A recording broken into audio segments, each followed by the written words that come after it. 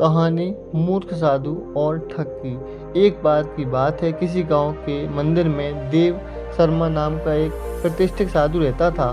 गांव में सभी लोग उसका सम्मान करते थे। उसे अपने भक्तों से दान में तरह तरह के वस्त्र, उपहार, खास सामग्री और पैसे मिलते थे। उन वस्त्रों को बेचकर साधु ने काफी धन जमा कर लिया था।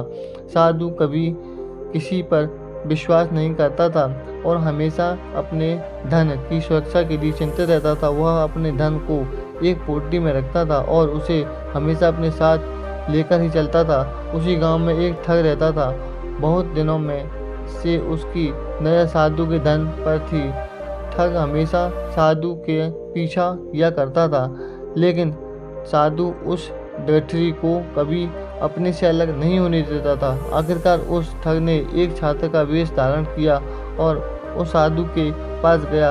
उसने साधु से मिन्नत की कि वह उसे अपना शिष्य बना ले, क्योंकि वह ज्ञान प्राप्त करना चाहता था। साधु तैयार हो गया और इस तरह से वह ठग साधु के साथ ही मंदिर में रहने लगा।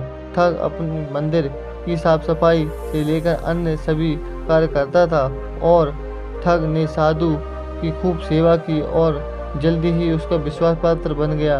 एक दिन साधु को पास के गांव में एक अनुष्ठान के लिए आमंत्रित किया गया था। साधु ने वह आमंत्रित स्वीकार किया और निश्चित दिन साधु अपने शिष्य के साथ अनुष्ठान में भाग लेने के लिए निकल पड़ा। रास्ते में एक नदी पड़ी और साधु ने स्नान करने की इच्छा व्यक्त की। उसने पैसों की गठरी को एक कंबल के भीतर रखा और उसे नदी के किनारे रख दिया। उसने ठग से सामान की रखवाली करने को कहा और खुद नहाने चला गया। ठग को तो कब से इसी पल का इंतजार था। जैसे ही साधु नदी में डुबकी लगाने गया, वह रुपयों की गठरी लेकर चंपत हो गया। शिक्षा किसी अजनबी की चिकनी चपड़ी बातों में आकर ही उस पर विश्वास नहीं कर लेना चाहिए। दोस्तों, कहानी कैसी लगी बताइएगा।